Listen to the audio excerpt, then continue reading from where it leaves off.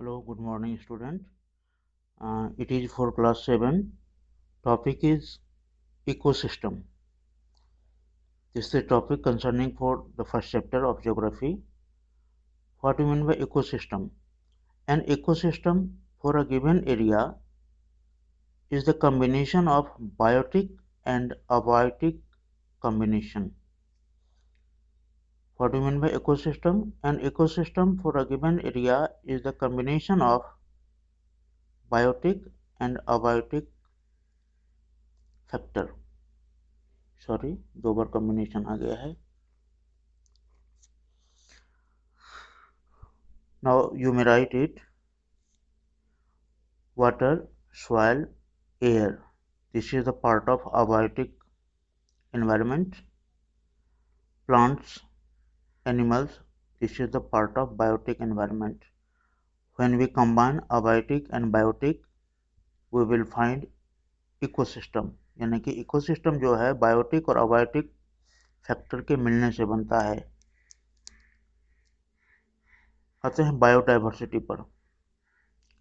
Biodiversity is the variety and variability of life on earth. अर्थ पर जो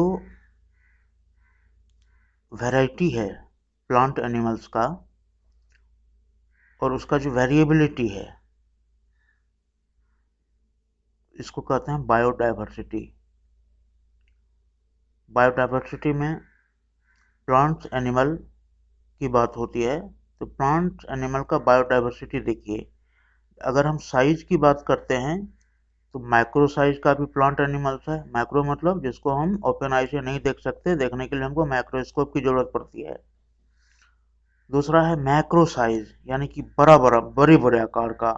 whale है, हाथी है, पता नहीं कितने बड़ा, जितना बड़ा बड़ा जितना हम बराबर की कल्पना कर सकते हैं. ये है, ये बायोडाइवर्सिटी को रिप्रेजेंट करता है. हम प्लांट एनिमल्स माइक्रो साइज में भी अवेलेबल है और मैक्रो साइज में भी अवेलेबल है. और पूरे विश्व में अगर इसके नंबर की बात करें, संख्या की बात करें, नियर अबाउट 10 मिलियन है plants animal of concerning different sizes. इसकी संख्या कितनी है? 10 मिलियन. जब हम इंडिया की बात करते हैं तो नियर अबाउट 47,000 प्लांट्स का वैरायटी है और 89,000 एनिमल्स का वैरायटी है. याद रखेंगे इन चीज़ों को. इसके बाद का टॉपिक है the dynamism of environment. Dynamism मतलब होता है गतिशीलता.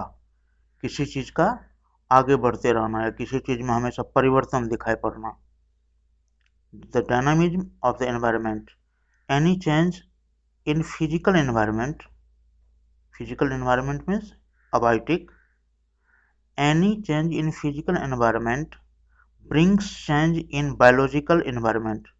अगर फिजिकल एनवायरनमेंट में कोई चेंज होता है, जैसे मिट्टी का क्वालिटी चेंज कर जाए, रेन एरिया वैनिश हो जाए, अर्थक्वेक आ जाए, वोल्केनोज आ जाए, कुछ भी, बाढ़ आ जाए, कुछ मतलब अगर फिजिकल एनवायरनमेंट में कोई भी चेंज होता है तो इसका प्रभाव प्रत्यक्ष रूप से बायोलॉजिकल एनवायरनमेंट में पड़ता है. ये जो इन्फ्लुएंस है, ये जो मूवमेंट है from physical environment to biological environment, यही है dynamism. It is the dynamism of the environment. इसी को हम एनवायरनमेंट का डायनामिज्म या गतिशीलता कहते हैं. अब कौन सा फिजिकल फैक्टर हो सकता है भाई? माउंटेन है, रेन है, प्लांट्स है, सनलाइट है, अर्थक्वेक है, वोल्केनोज है, इंडस्ट्रियलाइजेशन है, पॉपुलेशन है, वेस्टेज है, ग्लोबल वार्मिंग गैसेस है. इन सब के कारण क्या होता है? फिजिकल एनवायरनमेंट क्रिएट होता है जो बायोलॉजिकल एनवायरनमेंट को अफेक्ट करता है. फिर से देख लीजिए, माउंटेन के कारण, रेन अवेबिलिटी के कारण, प्लांट्स अवेबिलिटी के कारण, सनलाइट के कारण, अर्थक्वेक, वोल्केनोज, इंडस्ट्रियलाइजेशन, पॉपुलेशन, जो वेस्टेज है इसके कारण, ग्लोबल वार्मिंग गैसेस के कारण, physical component of our environment must be affected, so the biological environment. सबसे नीचे आ जाइए. जब हम अपने इन्वायरमेंट की बात करते हैं, तो हमारा इन्वायरमेंट हमको क्या देता है, क्यों अपने इन्वायरमेंट के प्रति हमको सोचना चाहिए। हम फुल्ली डिपेंडेंट है अपने इन्वायरमेंट पर, किसके लिए? फूड के लिए, वाटर के लिए, एयर के लिए, फाइबर्स के लिए, मेडिसिन्स के लिए, रॉ मटेरियल्स के लिए। अगर ये चीज़ें अवेलेबल नहीं हो, इन चीज़ों में अगर कोई स्कार्सिटी आ जाए, कोई प्रॉब्लम आ जाए, इसके प्रोडक्टिविटी में अगर कोई प्रॉब्लम आ जाए, तो क्या होता है, वह एरिया, वह क्षेत्र हमारे लिए सूटेबल नहीं रह जाता है।